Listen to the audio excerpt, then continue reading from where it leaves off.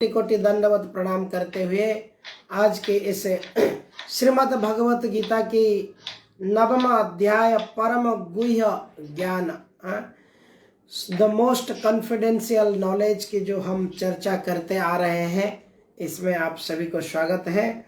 तो अगर हम पिछले 2 श्लोक कल क्या चर्चा किए थे इसके बारे में देखें तो हम कल बहुत एक विशिष्ट श्लोक के ऊपर हमने चर्चा किए थे कि किस प्रकार से अगर हम अनन्य भाव से, अनन्य शब्द का अर्थ है जिसका कोई अन्य लक्ष्य ना हो, तो एक ही लक्ष्य है कि भगवान के चरण कमल में पूर्ण भक्ति, अहेतु की भक्ति।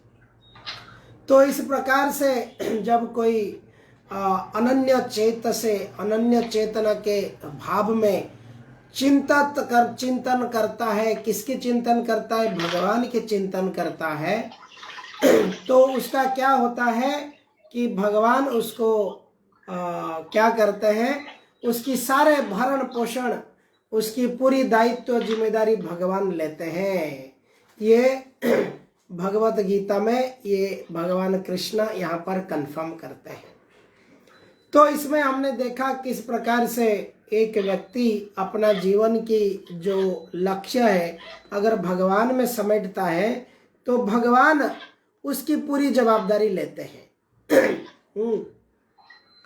उसके बाद में हमने चर्चा किया, भगवान ने ये दोनों कंपैरिजन दिया था कि कैसे मेरा भक्त या कोई, सभी तो भगवान के भक्त हैं, परंतु भगवान यहाँ पर इस श्लोक में कहे कि अगर कोई मुझे डायरेक्टली मेरे शरण में आता है, मुझे चिंतन करता है, मेरे प्रति प्रेम भाव रखता है, तो उसको इस प्रकार से उसकी सारे आवश्यकताओं को मैं पूरा करता हूँ और जो उसके पास, उनके पास है उसको रक्षा भी करता हूँ।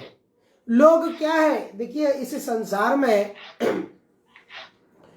श्रीमद् भागवत गीता में ही आता है, प्रभुपाद जी इसको बड़ा इलाबोरेटली कहते हैं कि people in this world are worried, are in anxiety. क्यों एंजाइटी में है?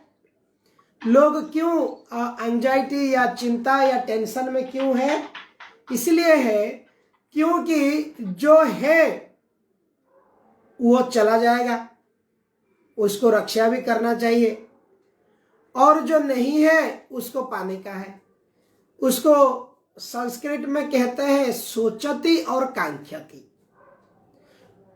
सोचती और कांक्षती ये 2 एक्सरसाइज एवरी लिविंग एंटिटी, प्रत्येक जीव ये 2 क्रियाएं प्रतिदिन 24 घंटा करता है। हमेशा यही उसकी सोच रहता है, क्या? सोचती और कांक्षती। इसको अंग्रेजी में कहेंगे तो शायद और अच्छे से समझ में आएगा जिनको अंग्रेजी में आता है। तो इसको अंग्रेजी में कहते हैं हैंकरिंग। हैंकरिंग है कांक्षा, आकांक्षा, कांक्षती, और लैमेंटेशन सोचती। लोग कहते क्या इतना ज्यादा सोचता है यार, सोचने का नहीं है, ज्यादा सोचने का नहीं है कहते हैं ना लोग। क्योंकि लोग क्या करते हैं, अपने बारे में इतना सोच के डिप्रेशन में जाते हैं, फिर डीप डिप्रेशन में जाते हैं, फिर सुइसाइडल थॉट्स आता है। तो इसलिए प्रत्येक जीव इस भवसागर में 2 क्रियाएं करता है, सोचती और कांक्षती, हैंकरिंग और लैमेंटेशन। लैमेंटेशन एंड हैंकरिंग। सोचती का अर्थ है लैमेंटेशन और कांक्षती का अर्थ है हैंकरिंग। हैंकरिंग अर्थ क्या है? हिंदी में उसको क्या कहेंगे? बहुत प्रकार की इच्छा, इच्छा प्रकाश करता रहता है, आकांक्षा। तो इस प्रकार से ये जो 2 क्रियाएं जीव करता है, तो ये 2 क्रियाएं व्यक्ति को क्या करता है कि एंजाइटी में डालता है। और भगवान यहां पर देखिए ये दोनों शब्द कहा है। भगवान कहते हैं कि मैं उसकी आवश्यकताएं, जो आकांक्षा है, एक जीव का, एक शुद्ध भक्त का आकांक्षा क्या है? जो माया मुग्ध जीव, उसका तो आकांक्षा अनेक प्रकार का है। अशेष कामना हृदय मझे मोर क्रोधी दंभ परायण। अशेष कामना। परंतु जो भक्त है, यहाँ पे ये श्लोक में भगवान शुद्ध भक्त, सीरियस भक्त, प्रेमी भक्त, उनकी 24 घंटा दिवानिशी चिंता कृष्ण विरह बदने। दिवानिशी 24 घंटा जो कृष्ण के चिंतन करता है, उसकी क्या आवश्यकता है, क्या आकांक्षा है? कि इस शरीर को बस थोड़ी सी प्राण के लिए 2 मुट्ठी भोजन मिले और शरीर की सुस्ती रहे कि प्रभु की भजन किया जा पाए, और जो बेसिक फूड, क्लॉथ, शेल्टर है वो मिल जाए, तो उतना ही शुद्ध भक्त का आकांक्षा रहता है। तो भगवान कहते हैं मैं वो आकांक्षा, वो आवश्यकता को मैं पूरा करता हूं, और उसके पास जो है उसकी प्रोटेक्ट करता हूं, उसकी सुरक्षा देता हूं। उसके पास भक्ति, नाम, प्रेम, बल है, या जो भी उसकी आवश्यकता के लिए जो चीजें हैं, मैं सुरक्षा देता हूं। तो अगले श्लोक को हमने चर्चा किया था कि कैसे यहाँ पे अपोजिट, अभी दूसरी डिस्कशन भगवान लेके चलते हैं। जो देवी देवताओं के पूजा करते हैं, वो भगवान कहते हैं कि अश्रद्धा पूर्वक, श्रद्धा पूर्वक वो क्या करते हैं, वो देवी देवताओं की पूजा करते हैं। तो ये श्रद्धा में, ये मेरा ही श्रद्धा है इनडायरेक्टली, क्योंकि देवी देवताएं जो है मेरे एडमिनिस्ट्रेटर है, मेरे प्रतिनिधि है। तो मुझे इनडायरेक्टली वो अविधि पूर्वक त्रुटिपूर्ण ढंग से करते हैं। तो यहाँ से हमें क्लियर होना चाहिए कि देवी देवताओं की, जैसे लोग, कई लोग इसके ऊपर कथा आर्ग्यूमेंट करते हैं, प्रश्न भी पूछते हैं कि इसका मतलब दुर्गा पूजा नहीं करना चाहिए, गणेश पूजा नहीं करना चाहिए, इसका मतलब ये नहीं करना चाहिए, लक्ष्मी पूजन नहीं के, माणबसा लक्ष्मी पूजा नहीं करना चाहिए, अलग अलग प्रकार की काली पूजा नहीं करना चाहिए, शिव जी का मंदिर में जाना नहीं चाहिए, क्या ये आप बता रहे हैं? तो अगर ऐसा प्रश्न है तो इसका उत्तर यह है कि बिल्कुल ऐसा नहीं है। तो हम अगर कोई इच्छा, आकांक्षा को लेकर के अगर देवी देवताओं के मंदिर में जाते हैं, उनको एक विधि पूर्वक उनके लिए पूजा करते हैं, उनके पूरी तरह से साधना करते हैं कि कैसी हमारी देवी देवताओं ने इस प्रकार सिद्धि को हमें मिल जाए, तो यह, इस बात को भगवान ने खंडन किया है। अगर इस बात को हम कृष्ण लीला में देखेंगे, 10वें स्कंद में श्रीमद् भागवतम में भी वर्णन आता है कि इंद्रदेव की पूजा एक विधि पूर्वक हर साल नंद महाराज करते आ रहे थे, और इंद्रदेव की पूजा को काटने के लिए, रोकने के लिए भगवान कृष्ण ने छोटी सी नन्हे से कृष्ण 5-7 साल के बालक अपने पिताजी को पूछे कि पापा पापा ये क्या कर रहे हो? उन्होंने बोला इंद्र को पूजा करते हैं हम हर साल। क्यों इंद्र को पूजा करते हो? नहीं, इंद्र पानी देता है। बोले इंद्र क्यों पानी देता है? आप इंद्र की पूजा नहीं करेंगे तो भी पानी देगा वो। समुद्र कौन सा इंद्र पूजा करता है? पहाड़, वन, जंगल कौन सा इंद्र पूजा करता है? वो बिना पूजा करके उनको पानी देते हैं। उसका ड्यूटी है, वो प्रतिनिधि है भगवान के, नारायण के वो प्रतिनिधि है, वो एडमिनिस्ट्रेटर है, उनको दिया गया है पानी का विभाग। उनको कोई विशेष पूजा करने की जरूरत नहीं है कि वो पूजा करने से ही पानी देंगे। तो इस प्रकार से भगवान कृष्ण यहाँ पर विशेष पानी देने के लिए इंद्र की पूजा किया जा सकता है। धूप मिलेगा उसके लिए सूर्य की पूजा किया जाएगा। इस सब चीज को भगवान ने खंडन किया है। भगवान के जो देवी देवता है हमारे पास है, दुर्गा, शिव, गणेश, इस प्रकार से जो देवी देवता है इनके पास हम जाना चाहिए। ये वैष्णव है। जिस प्रकार से कोई गुरु महाराज, संत, वैष्णव को हम देखते हैं, उनको देखने से हमें कृष्ण याद आता है। उनको देखने से हम मन करता है कि इनके चरण के धूलि ले, हमको कृष्ण की प्रेम आ जाए। तो गणेश जी इस प्रकार के परम वैष्णव है जो श्रीमद् भागवतम, श्रीमद् भागवत गीता, भगवत गीता आदि शास्त्र को उन्होंने लिखा है स्वयं। देखिए कितने परम वैष्णव है। भगवान शंकर वैष्णवानम जथाशंभु, दुर्गा देवी स्वयं वैष्णवी देवी है। तो इनको वैष्णव के रूप में अगर हम पूजा करेंगे, सेवा करेंगे, अभिषेक करेंगे, तो कोई हमें बहुत अच्छा फल वो दिलाएंगे। तो इसी प्रकार भाव से अगर हम उनके मंदिर में जाके प्रणाम करते हैं अच्छा है, और नहीं तो फिर जाएंगे हम अगर हमारी देही देही देही धनम जेहि दशंग देही रूपवती भार्यम देही अर्थंग देही सुंदरता देही, इस प्रकार से हम देही देही मांगेंगे तो ये भगवान कहते हैं वो मैं ही देता हूं। अकाम सर्व काम वा मुख्य काम उदार दी। अगर ये सारे चीज अकाम या सर्व कामना बहुत कामना है या मुख्य पाने की कामना है, तो भी आप मुझसे ही ये ले लो, मेरे पास आके मांग लो, क्योंकि ये मेरे से ही जाता है सप्लाई। तीव्रेण भक्ति जोगेण यजन्ते पुरुषम परम। भक्ति योग भी मेरे से ही जो परम पुरुष है वो तीव्र भक्ति में लेते हैं मेरे से। तो इस प्रकार से हम कल की श्लोकों को चर्चा किया।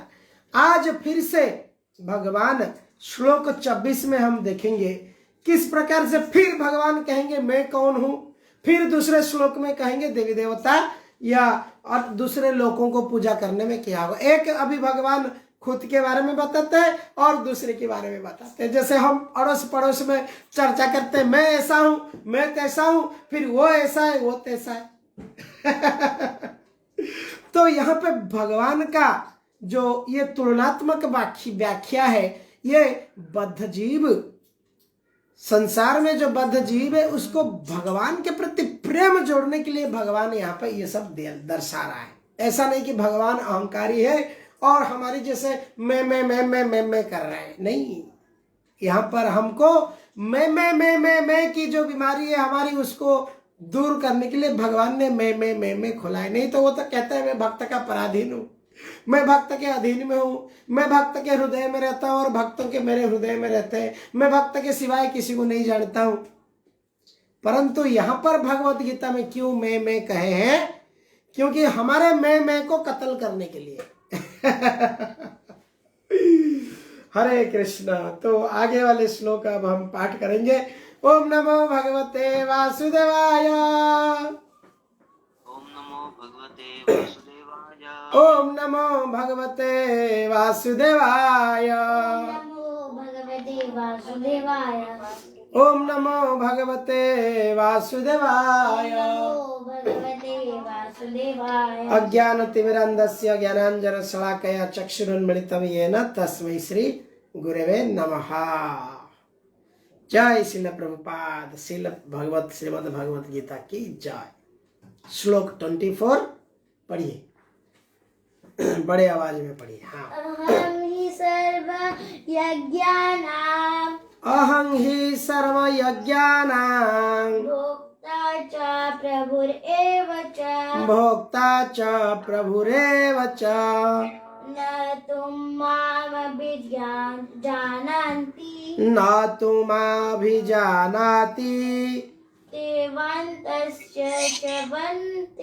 चवन्ति तत्त्वेनास्त्वचवन्ति ते। हरे कृष्णा। हरि बोल। पढ़ना चाहेंगे? हरे कृष्णा प्रभु जी। दंडवत। हरि बोल माता जी। पढ़िए माता जी, पढ़िए। भावार्थ, मैं ही समस्त यज्ञों का एकमात्र भोक्ता तथा स्वामी हूँ।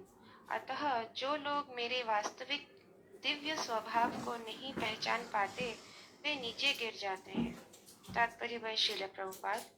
यहाँ यह स्पष्ट कहा गया है कि वैदिक साहित्य में अनेक प्रकार के यज्ञ अनुष्ठानों का आदेश है, किंतु वस्तुतः वे सब भगवान को ही प्रसन्न करने के निमित्त है। यज्ञ का अर्थ है विष्णु। भगवत गीता के 3 अध्याय में यह स्पष्ट कथन है कि मनुष्य को चाहिए कि यज्ञ या विष्णु को प्रसन्न करने के लिए ही कर्म करे। मानवीय सभ्यता का समग्र रूप वर्णाश्रम धर्म है। और यह विशेष रूप से विष्णु को प्रसन्न करने के लिए है। इसीलिए इस श्लोक में कृष्ण कहते हैं, मैं समस्त यज्ञों का भोक्ता हूँ क्योंकि मैं परम प्रभु हूँ। किंतु अल्पज्ञ इस तथ्य के अवगत न होने के कारण क्षणिक लाभ के लिए देवताओं को पूजते हैं। अतः वे इस संसार में आ गिरते हैं और उन्हें जीवन का लक्ष्य प्राप्त नहीं हो पाता। यदि किसी को अपनी भौतिक इच्छा पूर्ति करनी हो तो अच्छा यही होगा कि वह इसके लिए परमेश्वर से प्रार्थना करे, यद्यपि यह शुद्ध भक्ति नहीं है, और इस प्रकार उसे वांछित फल प्राप्त हो सकेगा। हरे कृष्ण और दंडवत प्रणाम। हरे कृष्ण माता जी। तो इस प्रकार से हमने इसकी चर्चा तो व्याख्या तो हमने अभी कर ही लिया है, काफी व्याख्या अभी कर लिया है कि किस प्रकार से देवताएं और भगवान में क्या अंतर है।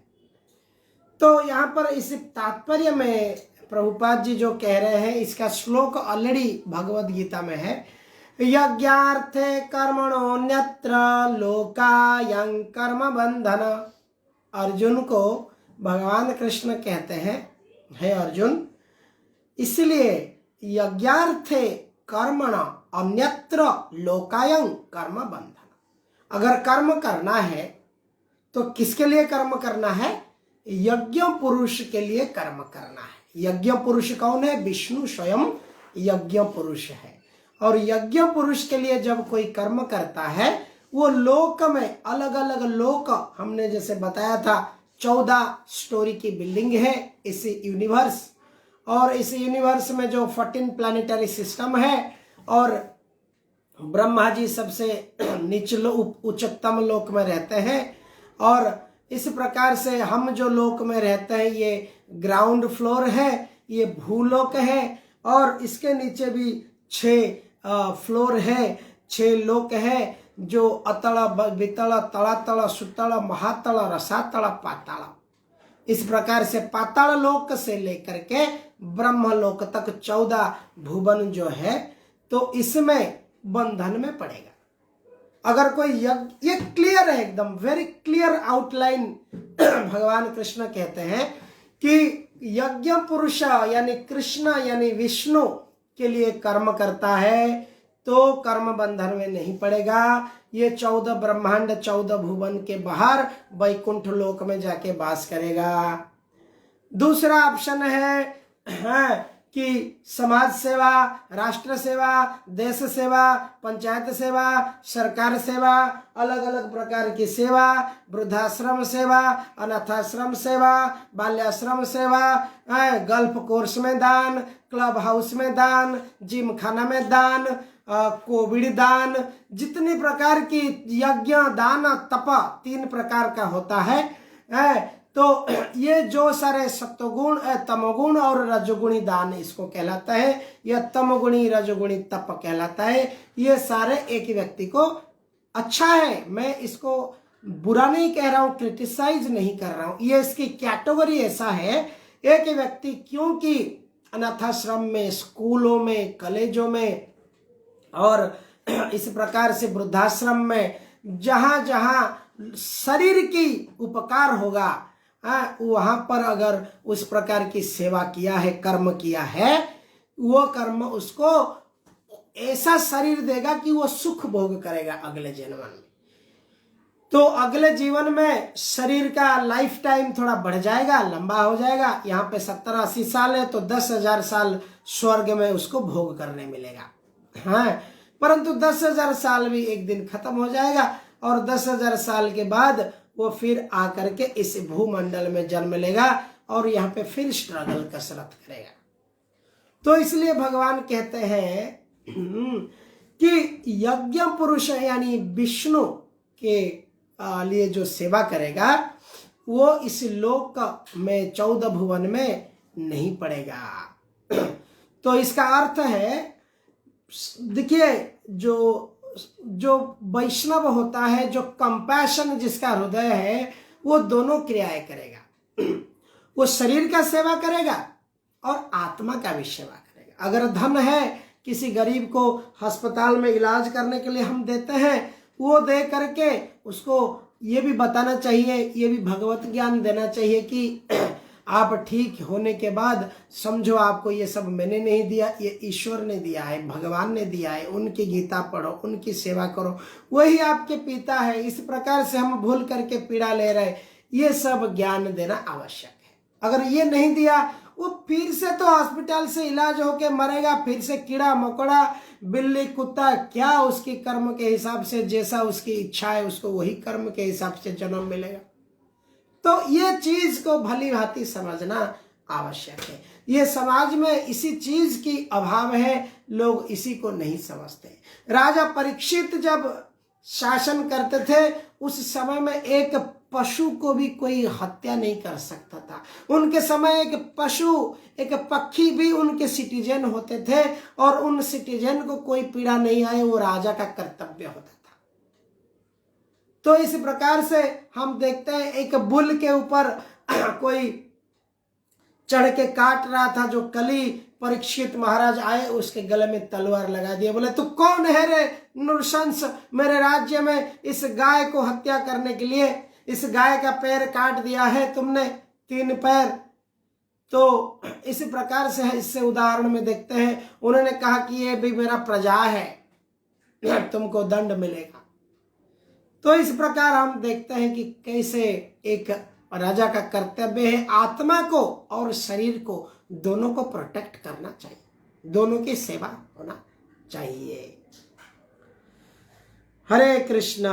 आगे वाले श्लोक भी हम ले लेंगे।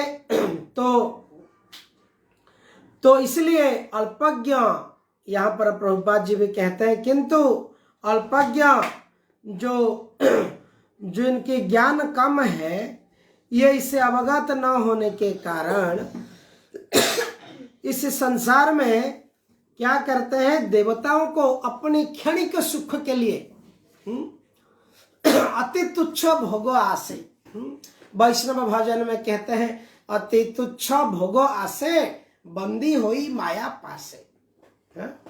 तो गोपीनाथ भजन में भी आता है कि इंद्रिय विषय वासना जागी छे हृदय, न छाड़े संसार रति। विषय वासना जागी छे हृदय, न छाड़े संसार रति। गोपीनाथ के मने होई भगति। इस प्रकार से कैसे मेरा गति होगा, मैं कहाँ गति करूंगा, मैं किस लोक में मेरा गति होगी।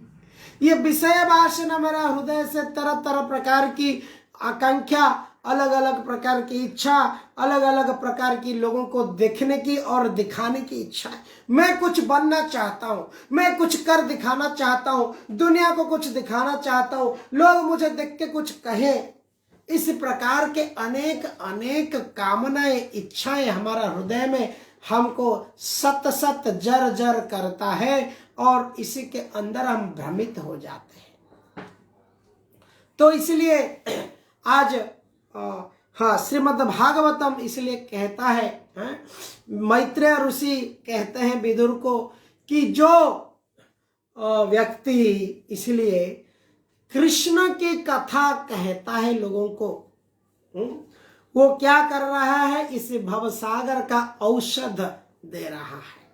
भव औषधि स्तोत्र मनोविरामा, निवृत्त तर्षैरुपगीयमाना, भव औषधि स्तोत्रे ममो मनोविरामा। क उत्तम श्लोक गुणानुवाद। ये उत्तम श्लोक कौन है, सबसे जो उत्तम श्लोक है वो है कृष्ण, और कृष्ण के गुण अनुवाद को जो करता है वो वास्तव में पर दूसरे की उपकार कर रहा है, दूसरे के हित कर रहा है। किसी को कंबल चादर तो हमने दे दिया, वो तो फट जाएगा, फिर से उसकी दुख लाघव नहीं हुआ। परंतु इस भवसागर से इस उत्तम श्लोक की कथा सुना करके जब हम उनके प्रति प्रेम जागृति कर देते हैं, ये हाईएस्ट, सबसे हाईएस्ट सर्विस कहा जाता है भागवत के अंतर्गत। तो इसलिए जो भी व्यक्ति कृष्ण कथा को प्रचार करता है, जो भी व्यक्ति दूसरों को कृष्ण के प्रति आकर्षण करने के लिए अपने जीवन की, अपने दैनंदिन जीवन के कुछ क्षण अगर देता है, भगवान कृष्ण अत्यंत आनंदित होते हैं। उसको भगवान के कृष्ण की कृपा वृष्टि होता है और वो सर्वोच्च, अगर कोई चाहता है मनुष्य जीवन मिला है, श्रीमद् भागवतम के 10वें स्कंद में मिलता है, इसका भी वर्णन आता है। एजावत जन्म साफल्यं देहिनां इह देहिषु प्राणे अर्थे धिया वाचा श्रेयाचरण सदा। इस लिंक शायद अभी कट हो जाएगा 2-5 मिनट में, ये 40 मिनट में कट होता है, तो आई थिंक थोड़ी पहले से चालू था। तो अगर आप सभी तो जानते हैं तो ऑटोमेटिकली दोबारा से जुड़ जाइए जूम लिंक में, जैसे मीटिंग कट हो जाता है। हरे कृष्णा। एजावत जन्म साफल्यं देहिनां इह देहिषु प्राणे अर्थे धिया वाचा श्रेयाचरण सदा। यहाँ पर श्रीमद् भागवत के 10वें स्कंद में ये वर्णन आता है कि जिसका अगर जन्म मिला है, मनुष्य की जन्म, उसको अगर सफल करना है, सेवा करना है, परोपकार करना है, थोड़ा स्वार्थी बनकर खुद की खाली आहार निद्रा भय मैथुन में जीवन को अतिक्रम नहीं करना है, तो क्या करना है? अपना प्राण, अपना अर्थ, अपना धिया अर्थ ज्ञान, और वाचा अपने जो वचन जो बोल रहे हैं हम, इसको श्रेय आचरण में लगाना है। श्रेय आचरण यानी भागवत वैदिक शास्त्र के मत में सबसे श्रेय और श्रेष्ठ आचरण सेवा क्या है? भगवान की गुणानुवर्णन करना, बद्ध जीव को भगवान के प्रति आकृष्ट करना, यही है सर्वोच्च highest service for the Mankind, highest service for the world, जो आज इसकी अभाव है। तो इसलिए हम यहाँ पर देखते हैं कि भगवान तभी संतुष्ट होंगे और क्या होगा? जगत में तभी शांति आएगा। आगे वाले श्लोक का अब हम पाठ करेंगे, श्लोक संख्या 25। श्लोक संख्या 25 पढ़ो गोविंद, पढ़ो। यन्ति देव व्रता देवान्, यान्ति देवा व्रता देवान्। पितॄन् जूम खत्म हो गया।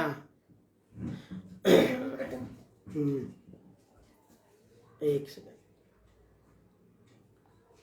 हाँ एक सेकंड, जूम मीटिंग एंड हो गया, कनेक्टिंग हो रहा है यार, कनेक्टेड या। यान्ति देवा व्रता देवान्, पितॄन् यान्ति पितृव्रता, पितॄन् यान्ति पितृव्रता, भूतानि यान्ति भूतेज्या, भूतानि यान्ति भूतेज्या, यान्ति मां याजनोऽपि माम्, यान्ति मर्याजनोऽपि माम्। हरे कृष्णा। पढ़ेंगे प्रभु जी? जितेंद्र प्रभु जी कंफर्टेबल हैं आप? यस प्रभु जी, मैं पढ़ता हूँ। पढ़िए प्रभु जी। जो देवताओं की पूजा करते हैं वे देवताओं के बीच जन्म लेंगे। जो पितरों को पूजते हैं वे पितरों के पास जाते हैं। जो भूत प्रेतों की उपासना करते हैं वे उन्हीं के बीच जन्म लेते हैं। और जो मेरी पूजा करते हैं वे मेरे साथ निवास करते हैं। तात्पर्य बाय श्रील प्रभुपाद। यदि कोई चंद्रमा, सूर्य या अन्य लोक को जाना चाहते हैं तो वह अपने गंतव्य को बताए गए विशिष्ट वैदिक नियमों का पालन करके प्राप्त कर सकता है। इनका विशद वर्णन वेदों के कर्मकांड अंश दर्श पौर्णमासी में हुआ है, जिसमें विभिन्न लोकों में स्थित देवताओं के लिए विशिष्ट पूजा का विधान है। इसी प्रकार विशिष्ट यज्ञ करके पितृलोक प्राप्त किया जा सकता है। इसी प्रकार मनुष्य भूत प्रेत लोकों में जाकर यक्ष, रक्ष या पिशाच बन सकता है। पिशाच पूजा को काला जादू कहते हैं। अनेक लोग इस काले जादू का अभ्यास करते हैं और सोचते हैं कि यह अध्यात्म है, किंतु ऐसे कार्यकलाप नितांत भौतिकवादी है। इसी तरह शुद्ध भक्त केवल भगवान की पूजा करके निसंदेह वैकुंठ लोक तथा कृष्ण लोक की प्राप्ति करता है। इस श्लोक के माध्यम से यह समझना सुगम है कि जब देवताओं की पूजा करके कोई स्वर्ग प्राप्त कर सकता है, तो फिर शुद्ध भक्त कृष्ण या विष्णु के लोक क्यों नहीं प्राप्त कर सकता। दुर्भाग्यवश अनेक लोगों को कृष्ण तथा विष्णु के दिव्य लोकों की सूचना नहीं है, अतः न जानने के कारण वे नीचे गिर जाते हैं। यहाँ तक कि निर्विशेषवादी भी ब्रह्मज्योति से नीचे गिरते हैं। इसलिए कृष्ण भावनामृत आंदोलन का दिव्य सूचना को समूचे मानव समाज में वितरित करता है कि केवल हरे कृष्ण मंत्र के जप से ही मनुष्य सिद्ध हो सकता है और भगवत धाम को वापस जा सकता है। जय हरे कृष्ण कृष्ण कृष्ण हरे हरे, हरे राम राम राम हरे हरे। थैंक यू प्रभु जी, हरि बोल। तो यहाँ पर हम देखते हैं, इन शॉर्ट हम यहाँ पर देखते हैं कि किस प्रकार से जो डेस्टिनेशन है, डेस्टिनेशन यानी गंतव्य, अलग अलग स्थान की गंतव्य अलग अलग क्रियाओं में या अलग अलग उपचार पूजा अलग अलग प्रकार की देवी देवताओं को करने से अलग अलग डेस्टिनेशन की प्राप्ति होता है। तो related destination with different worshipper. तो यहाँ पर हम देखते हैं कि प्रभुपाद जी ने वर्णन किया है कि सूर्यलोक में या चंद्रलोक में अगर कोई जाना चाहता है, उसको क्या करना पड़ेगा कि दर्श पौर्णमासी, ये एक विधि है। ये कर्म कांड जो वेद में मैंने बताया था, वेद 3 प्रकार का कांड है, कर्म कांड, ज्ञान कांड, उपासना कांड। तो वेद में कर्म कांड सेक्शन में ये वर्णन है दर्श पौर्णमासी, ये यहाँ पर कि कैसे एक व्यक्ति सूर्यलोक में या चंद्र सन प्लैनेट में या मून प्लैनेट में जा सकता है। तो प्रभुपाद जी इस बात को खंडन करते थे कि the so called scientist, they are trying to reach and live in moon planet. वो चंद्रलोक में बसती स्थापन करने के लिए प्रयास कर रहे हैं। ये प्रभुपाद जी 1970 में कह रहे थे। देखिए 1970 से अभी कितना 53-55 ईयर्स हो गया, अभी तक भी मून में कोई रहना अभी संभव नहीं हुआ है। प्रभुपाद जी ने तभी कहा था कि मून प्लैनेट एक हेवनली प्लैनेट है और वहां पर यहाँ का भूलोक का शरीर को ले करके वहां पर रहना, it is not a right process. तो रावण भी स्वर्ग के लिए एक सीढ़ी बनाया था। तो so called Ravan like mentality may create a jet और मे क्रिएट अ रॉकेट, जो वहां पर जा सकता है, पहुंच सकता है, but that is not the right process. The right process जो है, सही मार्ग क्या है? सही मार्ग है कि इस प्रकार की विधि अगर कोई फॉलो करता है, वो सूर्यलोक में जाएगा और वहां पर फायर, अग्नि का शरीर मिलेगा उसको। अग्नि का शरीर मिलने से अग्नि जलाएगा नहीं। चंद्रलोक में जाएगा और चंद्रलोक में रहेगा, उधर यहाँ का शरीर त्याग करके वहां का शरीर प्राप्त करेगा। तो इस प्रकार से प्रभुपाद जी यहाँ पर कहते हैं ये दर्श पौर्णमाश्री, ये प्रोसेस के माध्यम से एक व्यक्ति सूर्य चंद्र में भी जा सकता है, देवी देवताओं को पूजा करेगा, देवी देवताओं के प्लैनेट में जा सकता है, परंतु ये सब टेम्पररी प्लैनेट है। सन मून भी टेम्पररी प्लैनेट है। क्यों? स्पिरिचुअल वर्ल्ड में भी कोई सन मून की आवश्यकता नहीं है। इसका भी कंफर्मेशन भगवान कृष्णा 15th चैप्टर में 7th श्लोका में कहते हैं, न तत् भासयते सूर्यं न शशांक न पावकः यद् गत्वा न निवर्तन्ते तद्धाम परम मम। न तत् भासयते सूर्य, वहां पर सूर्य, शशांक, पावक, इस प्रकार से चंद्रमा और सूर्य, ये सब शशांक यानी चंद्रमा और सूर्य, ये सब वहां पर आध्यात्मिक जगत में इल्यूमिनेशन के लिए, लाइट देने के लिए भगवान के स्पिरिचुअल वर्ल्ड में सूर्य चंद्र की आवश्यकता ही नहीं है। तो मटेरियल वर्ल्ड, ये जो भौतिक जगत को भगवान ने सृष्टि किया है, ये जगत में भगवान ने ये सारे जो अधिकारी है, देवताएं हैं, सूर्य देवता है, चंद्र देवता है, इस प्रकार से वरुण देवता है, अलग अलग प्रकार के देवी देवताओं को यहाँ पे एक एक फैसिलिटी प्रोवाइडर बनाए हैं।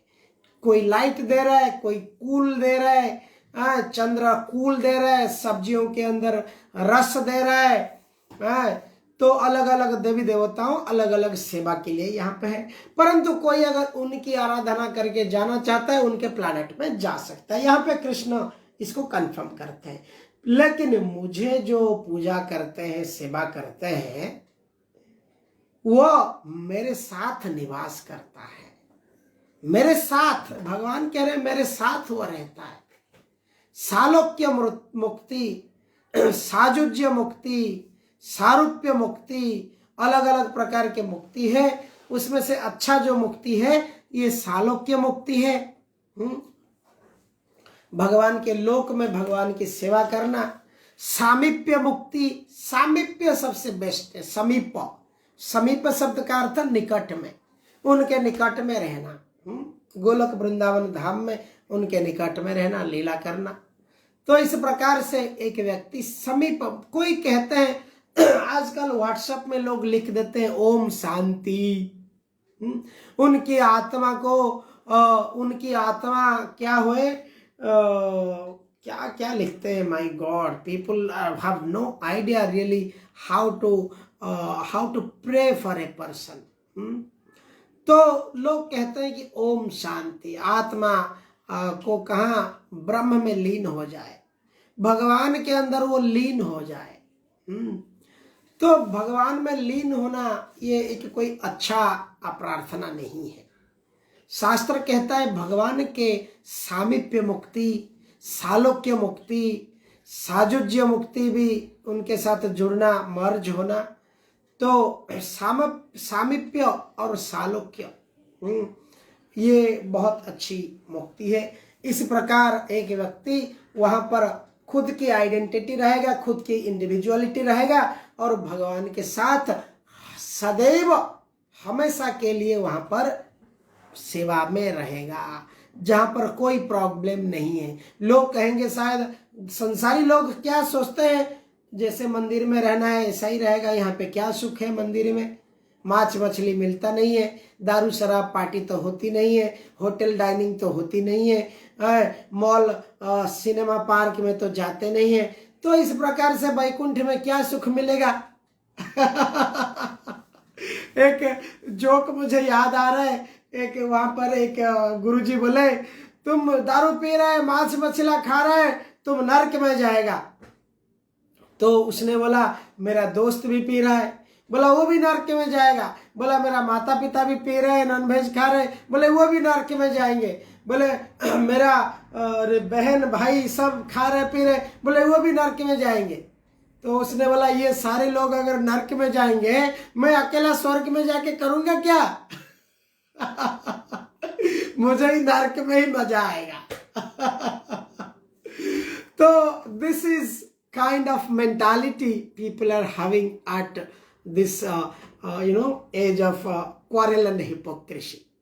ये कली जो है क्वारल एंड हिपोक्रेसी की समय है, इसमें लोगों की क्या है, मंद सुमंद मतयो, मंद भाग्य, वेरी बैड फॉर्चून।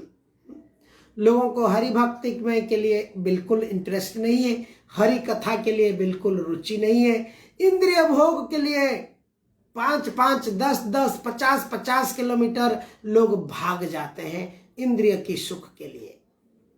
तो घर पे बैठे हुए जूम लिंक में बैठ के सुनने के लिए भी कोई रुचि नहीं है। ये कलयुग का समस्या है और ऐसा ही रहने वाला है कलयुग। उसके अंदर कोई भाग्यवान जीव है, ब्रह्मांडे भ्रमिते भ्रमिते कुणे भाग्यवान जीव, गुरु कृष्ण प्रसादे पाए भक्ति लता बीज। ऐसे भक्ति लता की जो बीज है गुरु और कृष्ण की कृपा से जिसको रहता है, वही व्यक्ति शुद्ध वैष्णवों के चरण में शुद्ध भक्ति के प्रति आकृष्ट होता है। अन्यथा बहुत जो है लोगों को नहीं समझ में आता है। तो इसलिए कृष्ण की कृपा आवश्यक है। श्री चैतन्य चरितामृत में भी इसका वर्णन आता है कृष्ण की और गुरु की कैसे कृपा होता है, कृष्ण कैसे गुरु के रूप में आते हैं। श्री चैतन्य चरितामृत के मध्य लीला में आता है, कृष्ण यदि कृपा करे कौन भाग्यवाने, गुरु अन्य अंतर्यामी रूपे सिखाए आपने। कृष्ण यदि कृपा करे कौन भाग्यवाने, गुरु अंतर्यामी रूपे सिखाया आपने। अगर गुरु अंतर्यामी के रूप में हृदय में आके थोड़ी सी रुचि बढ़ा लिया है, आग्रह कर लिया है, भगवान की कथा ये जूम की प्रति सुनने की प्रति किसी न किसी तरह से कृष्ण कथा की प्रति रुचि आ जाता है और कृष्ण जब कृपा करते हैं तो वही भाग्यवान होता है। तो कृष्ण हृदय के अंदर चैत्य गुरु के रूप में चैत्य गुरु में रूप गुरु के रूप में रहते हैं और इस प्रकार से वो चेतना में बताते हैं कि साधु संग करो, वैष्णव संग करो, भक्त संग करो, तो क्या होगा, इसी प्रकार के भाव और बढ़ेगा, प्रेम बढ़ेगा। अगर अभक्त संग करेंगे, माल घूमने वाले जो वृथा झूठा मिच्छा सुख मिथ्या सुख में रमने वाले लोगों के साथ अगर हम रमेंगे तो हमको फिर भक्ति कहाँ से आएगा। जैसा संग ऐसा रंग। साधु संगे कृष्ण भक्ते श्रद्धा यदि हय, भक्ति फल प्रेम हय संसार जाय क्षय। यहाँ पर ये मध्य लीला 22.49 में कविराज गोस्वामी कहते हैं, साधु संग के द्वारा कृष्ण भक्ति के द्वारा श्रद्धा यदि है, अगर श्रद्धा होता है, भक्ति फल प्रेम है संसार जाय क्षय। भक्ति फल फलने लगता है, प्रेम जागृत हो जाता है और संसार की जो अटैचमेंट है ये जो मिथ्या सुख है उसके प्रति ज्यादा मन नहीं रमता है। फिर और एक लाइन में मध्य लीला में कहते हैं 54 नंबर 22.44 श्लोका में कहते हैं चैतन्य चरितामृत में, साधु संग साधु सर्व शास्त्र कय, लब मात्र साधु संग सर्व सिद्धि है। यहाँ पर कविराज गोस्वामी कहते हैं साधु संग करो। सर्व शास्त्र कहता है, सारे शास्त्र पुराण कहता है कि गुड एसोसिएशन, अच्छा संग करो, जैसा संग वैसा रंग। लब मात्र साधु संग सर्व सिद्धि है। थोड़ा सा लब शब्द का अर्थ क्या है, एक आंख बंद करके ऐसा खोल दिया तो लब मात्र हो जाता है। इस प्रकार से इतना समय भी अगर कोई शुद्ध साधु, प्योर साधु संग करता है, उसकी सारी सिद्धि हो जाता है। तो कंटिन्यू हम साधु संग करते रहते हैं, उसमें से हम तो साधु नहीं है, परंतु ये जो कथा चल रहा है ये साधुओं की कथा है, तो हो सकता है किसी दिन शुद्ध परम विशुद्ध साधु के संग हमको मिल जाएगी और सर्व सिद्धि हो जाएगी। चैत्य गुरु के रूप में कृष्णा हृदय के अंदर आके हमको आगे इंटरेस्ट, हमारे इच्छाओं को जागरूक करेंगे। हरे कृष्णा कृष्ण कृष्ण हरे हरे, हरे राम राम राम हरे हरे। श्रीमद् भागवत गीता की जय, समवेत भक्त वृंद की जय। हरे हरि बोल।